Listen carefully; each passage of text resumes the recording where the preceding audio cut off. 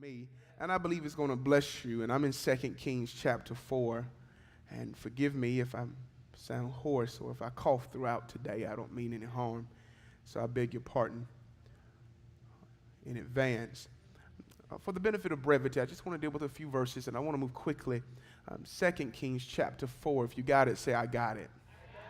All right. One day, the widow of a member of the group of prophets came to Elisha and cried out, my husband who served you is dead, and you know how he feared the Lord.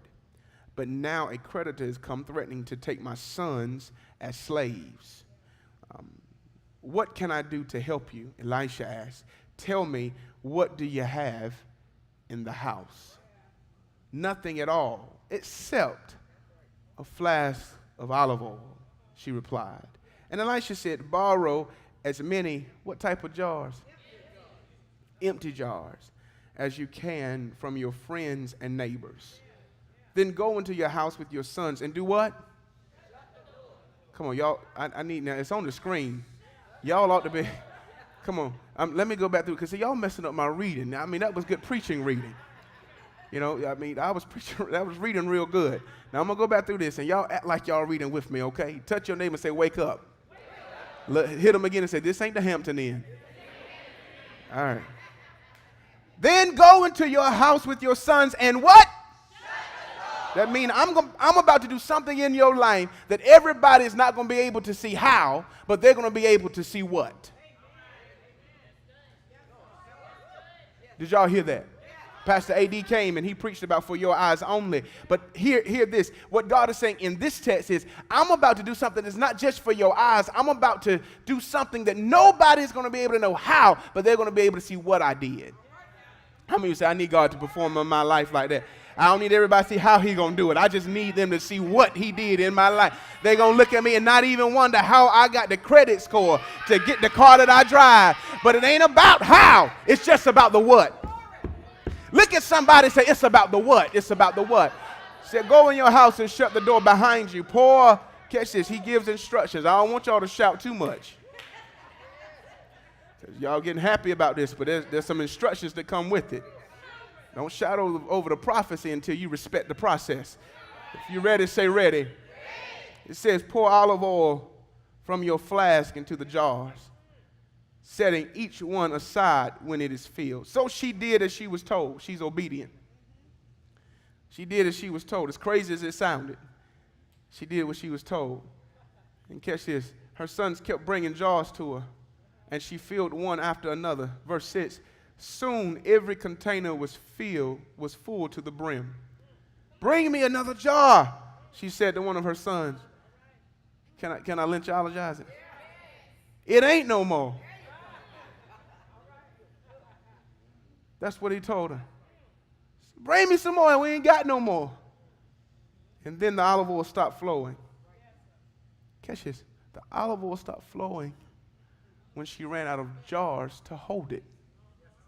I'm going somewhere with this. Then, catch this. When she told the man of God what had happened, he said to her, now sell the olive oil and pay your debts, and you and your sons can live on what is left over. If I had to take, if I had to take and use a subject today, I would probably use living on leftovers. Yeah. Living on leftovers. If I had to use for a subject, I would use living on leftovers, because this woman in the text shows us so much. We just read through it together. I want to give you a couple things, and I just want to just share with you what he's given me. I really don't have a particular flow. I just want to give you these kingdom keys, because I believe that if you take these kingdom keys, your life after today will never be the same. I'm not just saying it because it's a cliche. I'm not saying it to get you hype. I'm not saying it to make you feel good, because I know the word is good, because Lord knows I have studied it and I prepared. I know that. You ain't even got to say amen. I amen myself. But if you will receive this in your heart today, I believe, as sure as I'm a prophet of God, that God will do some things in your life that will change your trajectory, and it will cut in half the time that you think you need to get to your destiny.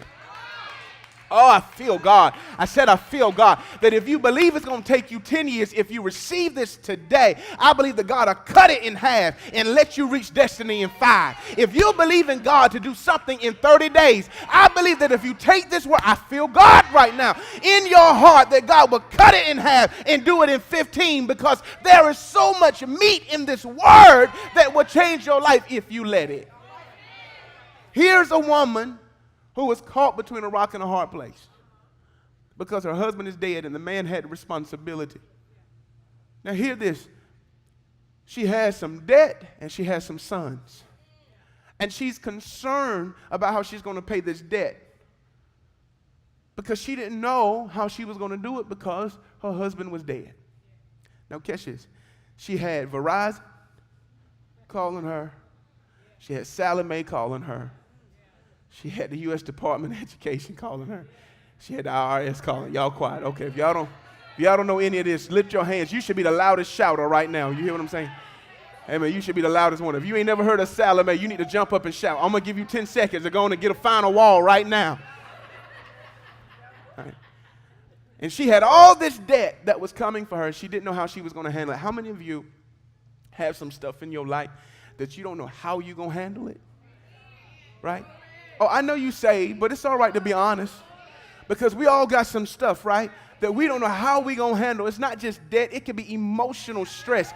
It could be anything that it could be bad behaviors. It could be something that's on the inside of us that we've been trying to get over. It could be depression. It could be something, and we don't know how we're going to get over it. This woman is in a place where she got it and don't know how she's going to get over it. And don't you know that if God doesn't give you strength or a way to get over it, he'll give you strength to get through it? Ooh, that was a word for somebody right there. That if God doesn't give you a route over, he'll give you strength to get through. I know you're trying and you've been looking for a way to get around that thing and a way to get over that thing. But God sent me to tell you with my sick fever self, to tell you today that if he doesn't make a path for you to get over that thing, and if he doesn't make a way for you to get around that thing, God will give you strength to get through it. You didn't realize that you had the strength that you had until you had to face that thing face to face. You didn't realize how strong you were till being strong was the only option you had.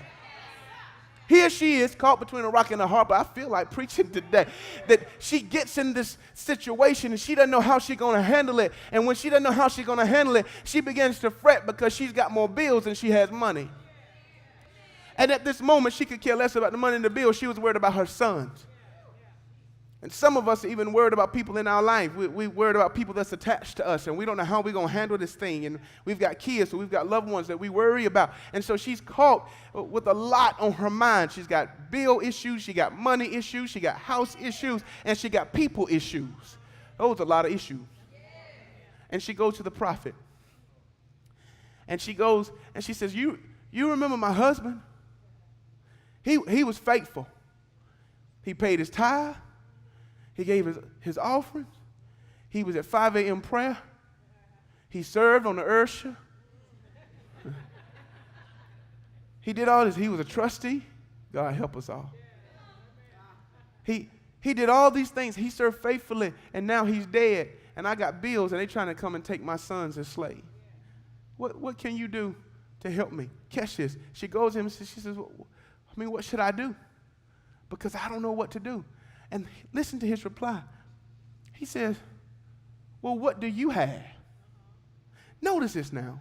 This woman has gone through some emotional distress. She goes to the man of God with a question on what can he do? What should she do? What can he do? But when she goes to him with a question, he replies with a question. What happens when you go to God with a question and God turns around and asks you a question? How do you handle when you go to God and say, well, God, what should I do? And he turns to you and says, well, what do you have in your house? When you've looked all around and everything in your human mind tells you that what you have is inadequate. Everything in your human mind that you've looked and you've taken inventory in your house and everything that you see doesn't fit or meet the need that you have. And God in turn says to you, what do you have in your house? He answers her question with a question. And some of us at that moment, we could be honest, would have been upset. And we would have left and missed our blessing. Because some of us would have been caught up in our feelings. That now we finally made it to the man of God. And when we get to the man of God, he got the nerve to turn around and ask me a question. Like I don't know what's already in my house. Y'all quiet right here. Some of us would have missed our breakthrough because we would have been caught up in our emotion. But faith is not based off of my emotion. It is built off of my expectation. Or I need y'all to catch what I'm saying here, because some of us only have faith as long as we can feel it. But that is not what faith is. That is, honey, that is an emotional roller coaster. When you only got faith when you feel it, that is not authentic faith, because faith is able to be in a storm and still see a sunny day ahead of you. Faith is able to see what your eyes cannot see, because if you only got faith when it feels good, then that is not faith. You just got a church high. And some of us live off of a church high, which is why we can't be consistent. Oh, I'm going to stay right here for a second because I feel it. Because sometimes we'll only come if they sing the song we sing, if pastor giving prophecies that I want to hear, if it feels right, it make me feel good, then that's when I need to be there. But when it starts flipping and I don't feel like going, I got a headache, I got a backache, I ain't got no money, I don't feel like being around people, then at that moment, so I'm just going to stay home and get myself together. You really ain't got faith. You just a church member. You're not really a part of the church. Oh, I know it's tight, but it's right.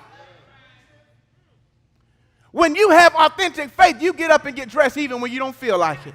When you got authentic faith, you get up and put your hair and your face on and you get yourself together. It don't matter what you got going on. You get in that car, whether you almost on empty and you believe in God the whole way. Because I understand that when I am at the very end of myself, I reach the beginning of God. And when I get to a place where I feel like I have nothing, that tells me I got to get to the place where He is, because He is everything. He responds with a question. And she didn't get caught up in her emotion, because she understood that her faith wasn't built on her feelings or her emotion. It is built off of her expectation. And the thing that I thought about this is, how many times have we aborted our breakthrough? How many times have we aborted our deliverance and we've killed what God has had and placed in front of us, all because it required more effort than what we expected? How many times have we just given up because it required more than what we thought? Well, I'm going to join this team, and they said they meet on Monday, and I think I could do Monday. And then when Monday come around, they start coming in and praying and seeking God, and you in prayer, Lord, bless us, give us what we need to do, tell us what we need to do. And God said, okay, well, y'all need to meet Monday and Wednesday. Well, I don't know about that, because see, now I ain't got time on Wednesday. I'm already in church on Sunday, and they got me on Monday. And I don't know about Wednesday, because, I got stuff I got to do. I got cheering. Now, we just been in prayer asking God what to do. I'm helping y'all right here, because sometimes we'll ask God, even just in church, even in our marriage, we say, God, restore, give us, make us in love again, make us fall in love again. Let us love the way we used to love. But when you used to love, you used to have date night every week. So God ain't going to restore what you can restore yourself. God may give me the ability to eat, but He ain't going to go to the grocery store for me. Oh, y'all quiet right here. And sometimes we miss what God want to do in our life because we get caught up in our feelings and our emotion, and we don't operate and do everything that we can, and we have the temerity to turn around and blame God for not doing what we need Him to do in our life. Look at somebody and say, the devil is alive. You cannot move into your next level being lazy. I said you cannot move into your next level being lazy. And some of us have a lackadaisical spirit. And it has become a part of who we are. And we're believing God to do more in our life. But God is saying, I got the ability to do it. In fact, I wrote the end before I even wrote the beginning. So your tomorrow is really my yesterday, because I've already been there. I'm just waiting on what I said. I'm waiting on what I said to catch up with where you are in your life. And so I need you to get up and start doing some things and stop asking me for a job, but you ain't filled out no job application. Here's the thing. He says to her, I know you came to me and you're expecting something and you want something, and I've got the answer, but before I can give it to you, I need to ask you a question. What do you have in your house? See, he flips it on her. And the reason I say he flips it on her, catch this, because at this moment in her life, her deliverance was determined by what she knew she had in her house. Did y'all catch what I just said? Her deliverance wasn't based off of Pootie, Day, Daquan, a job. It wasn't based off of money. I'm trying to help y'all. Because you think that your deliverance walked out on you when he left. Oh, he was everything I had, or she was everything. You thought that you lost it all when they left or when it happened to you. But no, her deliverance wasn't based off of a person. It wasn't even based off of a possession. It was based off of her knowing what she had in her house. Catch this. You cannot afford to not know what's in your house. Excuse me. You cannot afford to not know. It is not optional for you to not know what's in your house. And she would not have known what was in her house if her house had been junky and cluttered. If a prophet came to you now and said, God will give you all the deliverance in every area of your life if you can tell me what's in your house, how many of us can really say what we have? Oh, y'all quiet now, because I know everybody here, your mind that went to that junk drawer in your closet. Your mind just went to that one junk drawer in the kitchen. That everything is there. You got candles, you got batteries, you got envelopes and stamps, you got a hammer. Don't nothing match. Got a pack of honey, a Bojangles pack of honey mustard. You don't even know how that got in there. They just came over visiting. You were trying to clean the counter off, so you just opened and put it all in there. You got one paper clip. You got one random staple that you don't know where that came from. Y'all quiet. You got one sticky note that got candy paper and dirt all on the bottom. You ain't ever going to use it. Y'all quiet. I'm trying to help somebody in here. You got candy, you got peppermint candy, half the paper on, half the paper off. You got one piece in there that got dirt on the inside, but it's wrapped up tight. You don't even know how you're going to eat. You got receipt papers. Oh, I'm helping somebody right here. You don't know what you got. You can't afford to not know. Look at somebody and say it's time to declutter. Here are 3 areas you got to declutter. If you're ready, say ready. First thing is you got to declutter your house.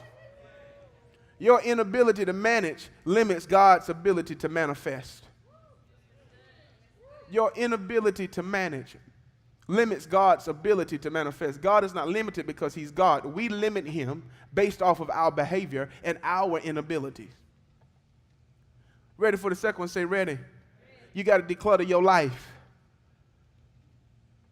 Pastor, what are you saying here? That means that you got to get the wrong people out so you can get the right people in.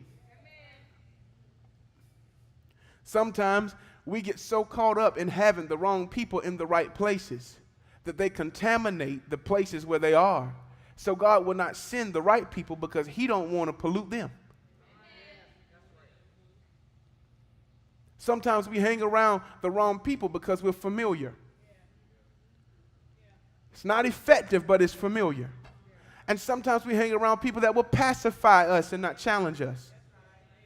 I don't need yes people around me. When I sit down at my table with my team, I don't need yes. They honor me and they respect me for being their senior pastor and their spiritual father. That matters. But at the end of the day, I trust them too because they wouldn't be at the table if I didn't trust them. And so if they come to me and say, well, Pastor, I think that we should do it, but I think I've got a better way. Then when they come to me and they say that, I'm opening up my eyes and my ears because I believe that they have my best interest at hand and they understand where we're trying to go. They're just trying to help me get there quicker. Y'all ain't talking to me right now. Sometimes we only hang around people that see stuff our way. And if you're the smartest person in your circle, you need a bigger circle. I don't have to have everybody to have the answer. I don't have to have all the answers. But if I have a combination of people sitting around me that have a number of answers, then all of us collectively can help better each other. Are y'all listening to what I'm saying? Sometimes you got to learn to cut folk off. And when cutting people off, it don't mean you hate them. It just means you love you. You got to declutter your life. When you get into a new season, you've got to be able to change some things. I was talking to one of my sons that graduated from high school. I said, I'm going to tell you something right now. This is not the 13th grade. Y'all quiet right. This is not the 13th grade. This is not where it's just post-high school. No, this is something different. This is not even another chapter. This is a whole nother book. Y'all quiet. This is the first chapter of a whole nother book, because your life will have a number of books. Y'all quiet right here. And a number of books will have a number of experiences, because we are the culmination of all of our experiences. We are the summation of the things that we go through. And so I told him, I said, this is not the 13th grade. And what you got to understand is when you get to another level, there are some other behaviors that come along with this new level. Because what you did in the 9th, 10th, 11th, and 12th ain't going to work when you get to college. Y'all quiet right here.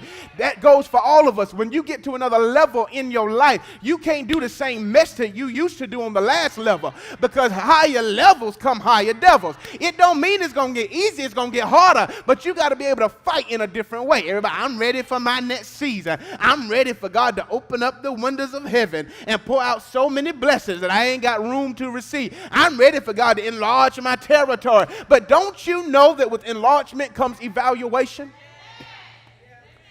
Don't you know that means that you've got to be able to evaluate some of the things in your life, some of the behaviors that you've had, some of the people that you done hung out with? Don't you know, baby, when God get ready to move you, you got to be willing to change some of the stuff that you used to do. Sometimes you can't answer every text message. Sometimes you got to ignore some of the phone calls. Y'all ain't got to say amen. I'll preach to this side over here. Sometimes you cannot reply to everybody in your inbox. Y'all ain't talking to me. Sometimes you got to say, no, I can't go out with you. No, I can't turn up with you. No, I can't come over there. No, I'm not smoking anymore. No, I'm not drinking anymore. No, I'm not partying anymore, because I'm going to another level. And I can't afford for my misbehavior in my last level to mess up what God is about to do in this next.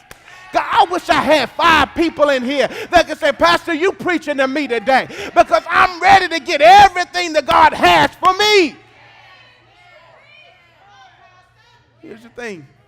Church, get ready to go to the next level. I can't study like I used to study in the last level.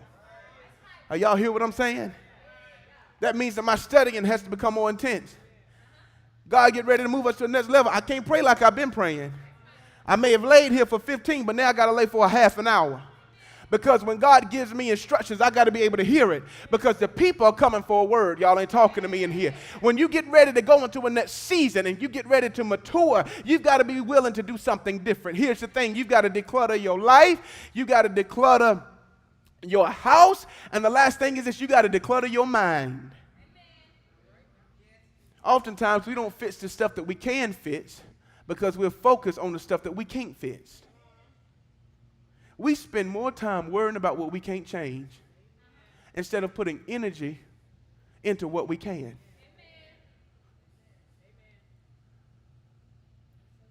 We'll spend time worrying about a relationship with somebody, not sleeping, house a mess, instead of putting energy in a mop and some Pine Sol and some Fabuloso. Y'all quiet right here. Don't act like y'all don't know what I'm talking about.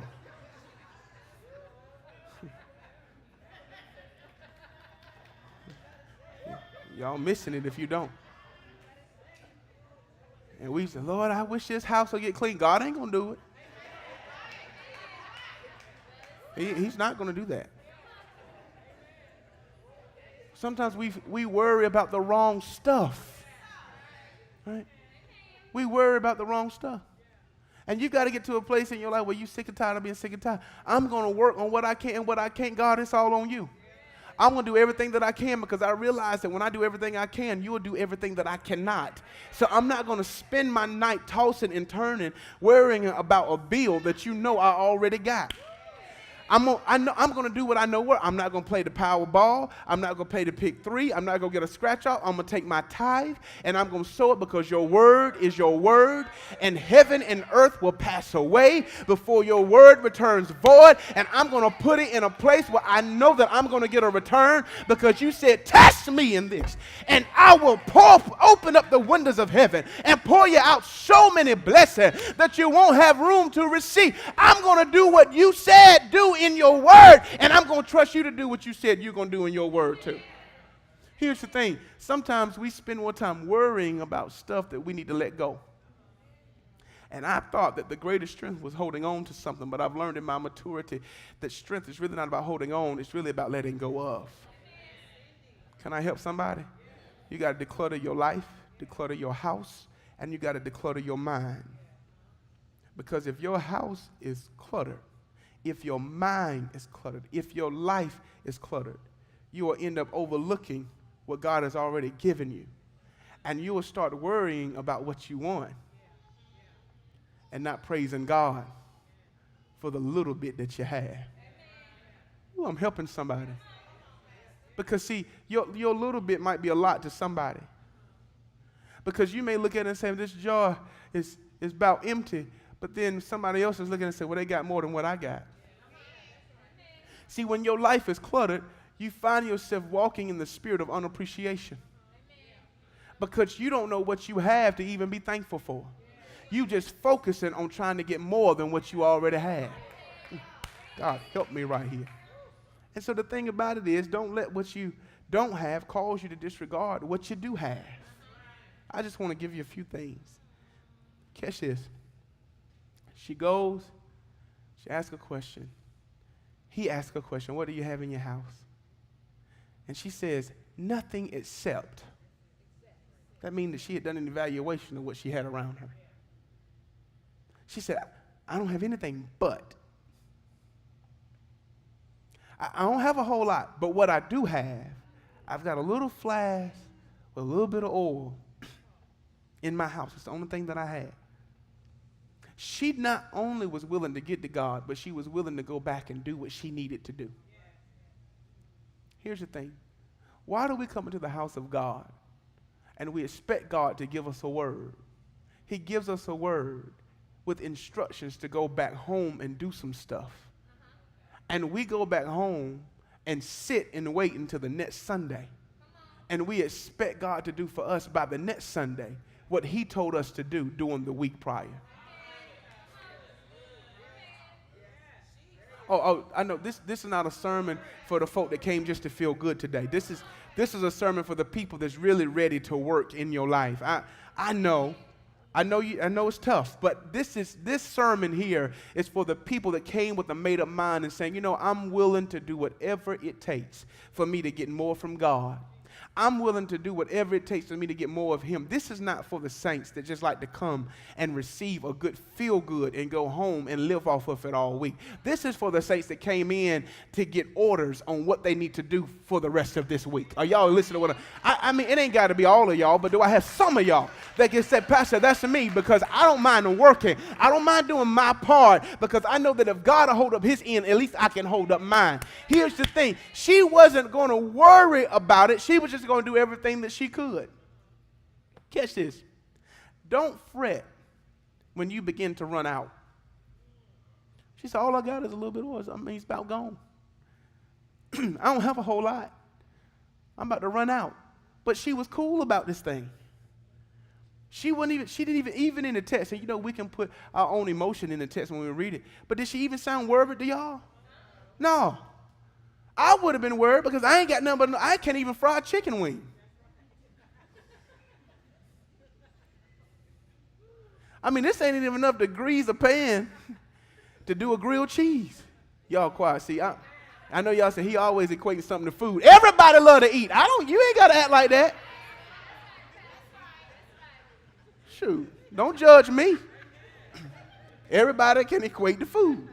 When I look at this, all I see is that I cannot even cover a piece of chicken. Right? For Jordan, I can't even cover a chicken tender. And Catch this.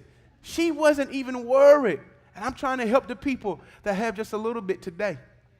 Because some of us came here and we look good, but we just got just a little bit. I came to help those people. They got just a little bit. Can I help you today? Don't fret. Catch this. Don't fret when you begin to run out. Because my run out is God's opportunity to make me run over.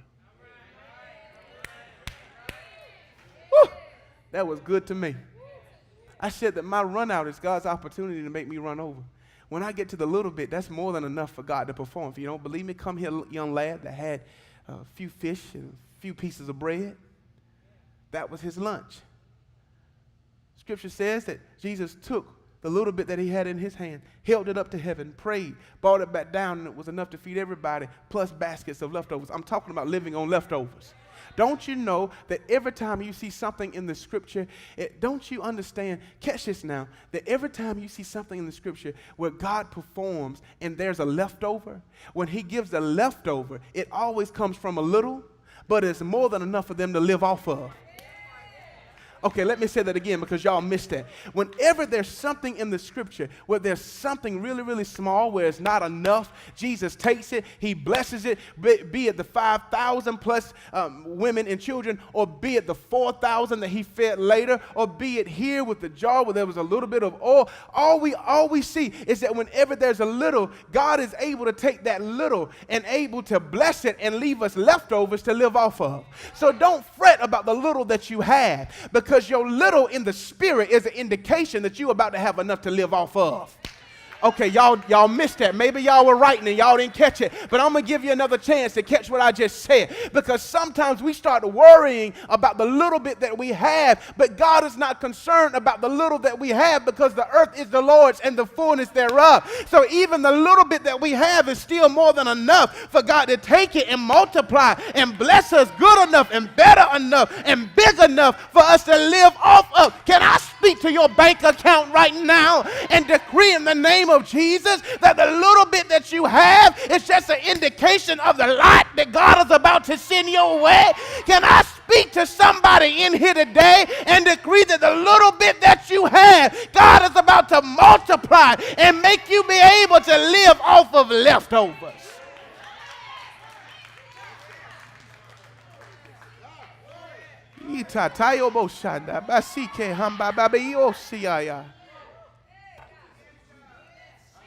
It's the little bit. God is not concerned about the little bit that you have. Catch this right here. She didn't fret because she understood that her run out was an indication that God's about to run over. So she said, well, you know, if he asks me what I have, I need to know. That's why you got to know what's in the house. Let me tell y'all something. This right here is called the principle of knowing. You got to know what's in your house. I was in a meeting one time, and this pastor was talking about how in his church, he always knows what he needs in the house. He never goes a day with not knowing. And he says that he preached his sermon one time, and when he preached his sermon, he said he left, and one of his staff members came to him and said, Pastor, this man, he wants to meet with you. He wants to meet with you tomorrow. And he says, well, what is it about? And he says, I don't know. I just really feel that it's God. And these are his words, not mine. He said, and this particular guy, I don't know if he was a musician or a worship leader or whatever, he says, and he talking about he felt God. I need to listen to that. Those were his words. He said, he talking about it was God, and I need to catch that, right? Because he don't ever talk like that. So he said, okay, well, I'll go. He said, I really don't want to be bothered. Monday is my day off, but I'll go. And he says, well, he wants to go to lunch with you and your wife. And so he said, okay. So they went to P.F. Chang. And he didn't even know what the guy looked like. And he pulls up, and he gets out the car with his wife. I'm talking about the principle of knowing. Are y'all following me? And so he gets there, and this guy comes up to him and says, Pastor such and such, you know, I'm whatever his name is. I'm really nice to meet you. It's really great to meet you. I want to have lunch with you. And so he and his wife, they go and sit down, and they're just talking. And, you know, he says, well, I enjoyed the worship. Tell me about your church. You know, I just really enjoyed the worship and the word of God. It really blessed my life. And he goes and he tells him about the church and everything. And he looks at him across the table. He says, well, what is it that you need? what is it that you need for your house? And so he says, well, I want to build a community center. That's about $250,000. He says we just got into some debt because we built this church, and excuse me. He says that's I think that was probably about $3 million. And he says I've got this note every month that we just got. This is going to be our first note coming up this month. And he went through and he says, and I want to build something else. It's about another $250,000. And so at the end, he was probably about $4 million, a little bit less than $4 million that he needed. And this is what he said, just having general conversation. And he says, well, my son has been going to your church. He's in college and he's been going to your church. And we have seen a work on the inside of him like never before. My wife and I have. And he says, this is what I'm going to do. He says, tomorrow morning, I'm going to bring a check for $4 million to your office. Now, at this point, the pastor said that his wife is speaking in tongues. I mean, she about fell out in P.F. Chang. And she said, and this is what she said, she's just happy. She's shouting and she causing this scene and everything. And she says, $2 million. $2 million. She jumping. And he looked at her and said, no, baby, he didn't say $2 million. He said 4. She was about laid out in the floor. $4 million. Catch this now. Now listen to this. How could he have gotten it if he didn't know what he needed?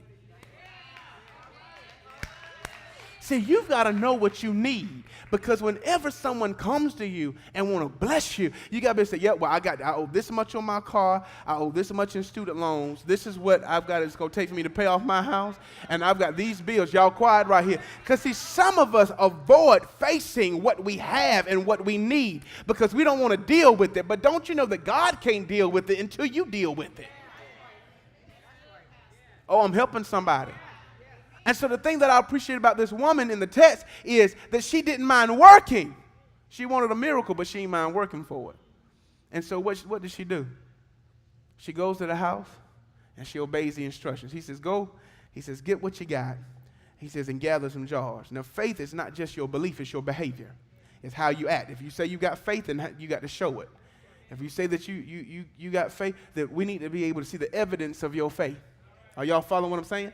And so she goes. She don't just believe. She goes and she follows the instructions, because this is an all I have moment. All I have is a little bit of oil in the house. That's all I got. And sometimes we'll have an all I have moment. It's all I have. But God won't give us more until we know how to maximize what we already have. Are y'all following what I'm saying? He's not going to give us more. We got to learn to stop asking God to give us more until we learn to maximize what we already got. We've got to maximize it. Now, catch this right here. I can't ask God to multiply what I'm not willing to maximize. God, give me more, but what am I going to do with what I got? So this is what she shows us. She shows us how to take a little and be obedient with it. Can I give y'all some kingdom keys and we're going to go? This is what she did. She went to the people that she knew had jars. Are y'all following me? She went to the people in her circle that she knew had jars. Now, I want y'all to underline this in the scripture. If you're taking notes, I want you to make sure you write this down. That she went to the people who had jars. Now, Pastor, I know you're saying, well, Pastor, what are you trying to say here? This is going to help you. This is going to help you. I'm going to give you a secret. It's going to help you, all right? It's going to help you. Tell somebody he about to help you. No, he really about to help you. No, tell him he's about to help you. Catch this. Stop going to people who can't help you. All right. I know y'all thought I was going to be real deep. I'm serious. That's just, it is what it is. Stop going to people who can't help you. Okay. I'm going to say it again because the first time you were blown that it really wasn't as deep as you thought it was going to be. The second time you already start thinking about the people that can't help you. So this third time, I'm going to give you a chance to write it down. Stop going to people who can't help you.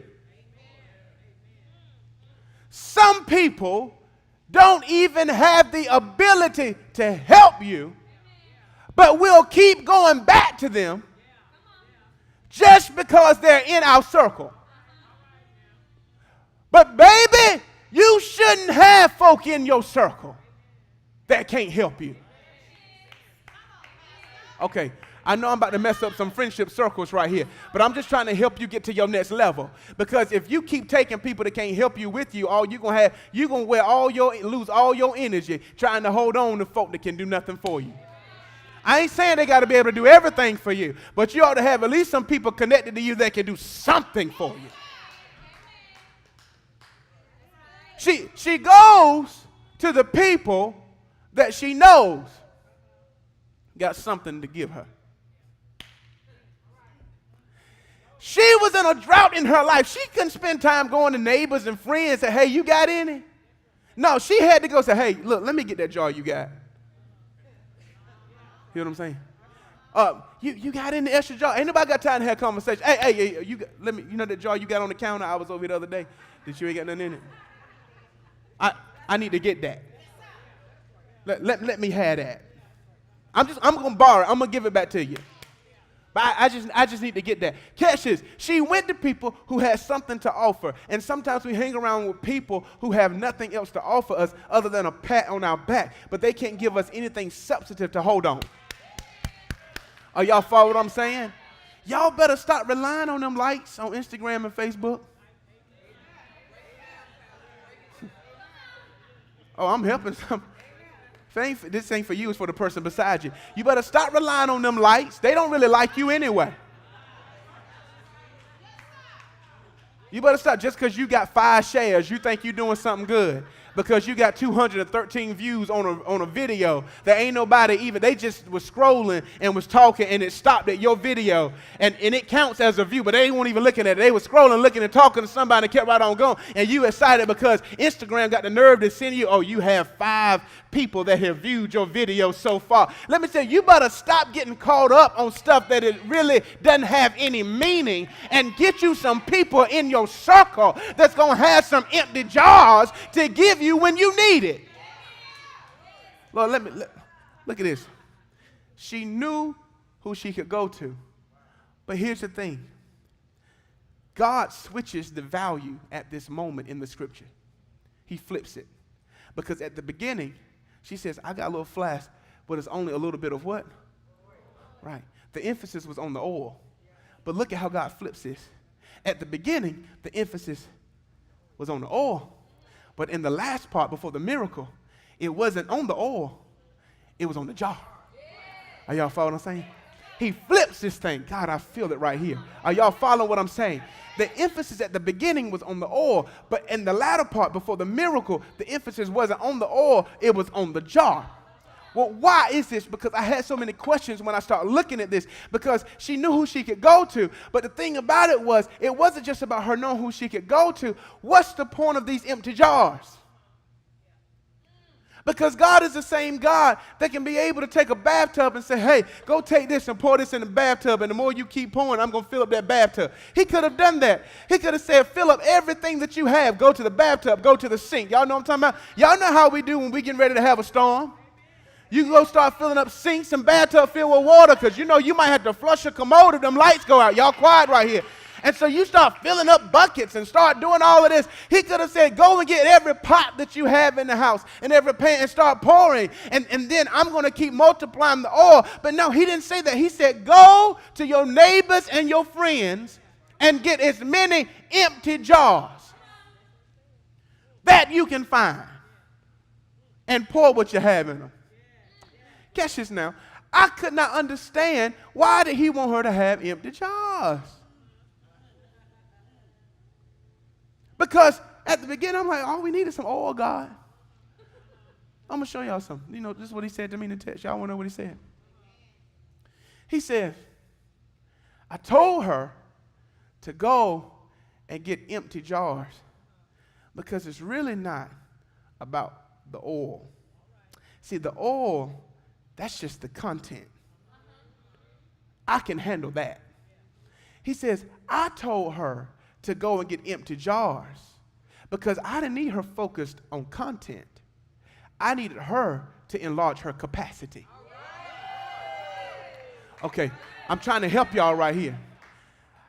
I don't need her worrying about the oil. That's my problem. I just need her to make space for me to put it. God, help me in this place. I ain't got nobody to help me pray. I wish I had a praying church. I said, I'm not worried about content. He says, I'm just worried about capacity. Some of us are more worried about content than we are capacity. So what did they do?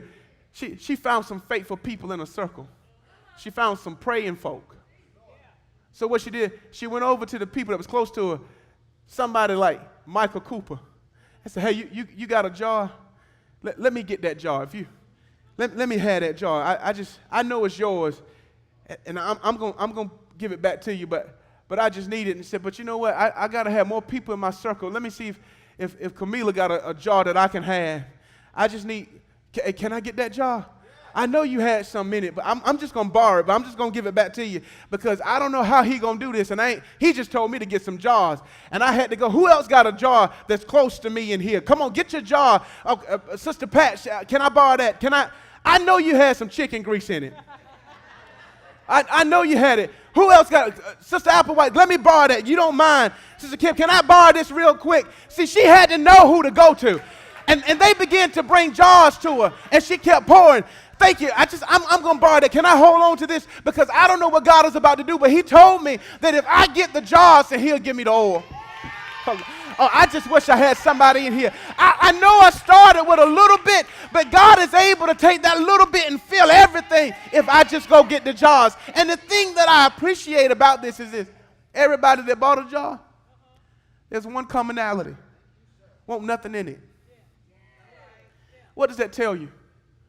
They tell me they were broke too. Right? If they had empty jars, that means at one point they had to have something in it. But they were broke too. But then I go to them and I say, listen, prophet told me go get the jars and pour it. Because you know they're going to want to know what you need it for, right? Oh, don't act like y'all. Hey, you got a jar? Yeah, I got this jar. What you need with this jar, girl? What you need? I got this. This is the last little bit I had. What you gonna do with it? Oh, y'all know that's what they're gonna say, right? And then you got to explain to with a prophet because you can't lie because you're in a God moment. You can't lie. But the prophet told me I ain't got but a little bit of oil, but he said that all I need to do was borrow some empty jars, and God was gonna do something in my life, and he was gonna. All I need to do was get the jars, and I'm just coming to you to get the jar. And guess what? All of them gave me the jar, even though they were broke. You got to surround yourself around people who have jars to give and catch this, don't mind giving to you, even if it's your blessing and it's not theirs. Because see, some people will only bless you if they're going to get a piece of it. Y'all quiet right here. Some people say, oh, well, if I ain't getting no oil, I ain't going to give you my jar to go out and get no oil. You got to hang around people that don't mind being a blessing to you, even when you don't know how you're going to be a blessing. Woo. They go and get the jar and catch this.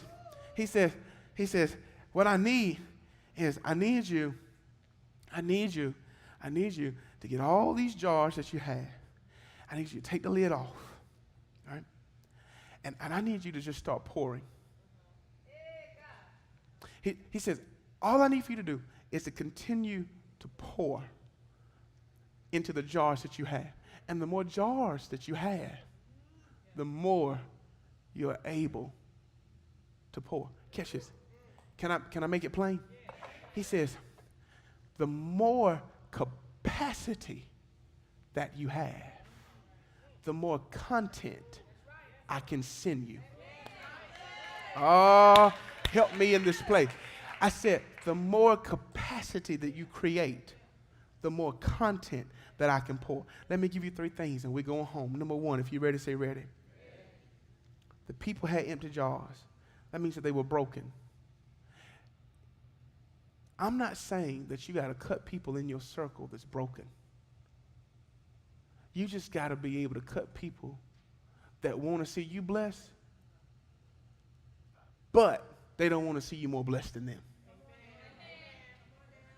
Because some people want you to be successful, they just don't want you to be better than them. They want you to be happy, they just don't want you to be happier than what they are. Right? You got to learn to surround yourself around people who aren't jealous. They're not jealous of what God is about to do in your life. Because if they are jealous about what God is about to do, can you imagine what they're going to act like when God really shows up and perform in your life? She connected with people who could help her enlarge her capacity. She just didn't go around with people. She just didn't hang out with people. She connected to people who could help her enlarge her capacity. Number 2, if you're ready, say ready. God sends more the moment we create space. God sends more the moment we create space. Stop trying to create content. Focus on your capacity. That means you got to clear up some stuff. Go through your contact list right now and start deleting some numbers. Go through your friends list and just start deleting folk. That ain't petty. That's a part of the process. Sometimes you got to cut some things. You got to create capacity so that you're able to grow. When you go through all them shoes you know you ain't going to wear, give them away. Them clothes you know you ain't wearing, that's just creating space for God to give you more. It doesn't hurt anybody to be a blessing to somebody else. Last one, if you're ready, say ready. Capacity tells God that, Lord, you have space in my life. When I create capacity, I'm saying, God, you've got room to do whatever it is that you need to do. Whatever it is that you want to do in my life, God, I'm yielding to you completely. And I'm saying to you that you have space in my life. Because, catch this, the more room that you make for God, the more that he'll use you. Her obedience to go out and find folk to enlarge her territory and her capacity, catch this, it created so much income for her that she paid off her debtors and she still had enough leftovers to live on. I don't know about you, but that's what you call living in the overflow. When you have enough to live off of out of one act of obedience. One act of obedience can create capacity that can change your life forever. Catch this. It doesn't matter how silly it looked to go get jars with nothing to put in it. God didn't send the flow until she followed the instructions. How many of you say, Pastor, I'm trying to enlarge my capacity. I'm trying to do more. I'm ready to be different. I'm ready to do something different in my life. I've got so much over my head, but I'm ready to enlarge my capacity. How many of you say, Pastor, I'm ready to live off of leftovers? You know, I've got that much faith that if I can be obedient to the little bit of oil, then my obedience will cause this little bit to be more than enough. Come on, who am I talking to today? This is not the end of a shouting sermon. This is the end of a sermon to make you think about what you're about to do in your life that's different. Because if you leave out of here the same way you came, then all you did was just mess up an outfit. This is a moment for you to be able to reflect and say, well, Lord, I need to declutter some things in my life. And today I'm ready to make that decision. Come on, let's stand all over the room.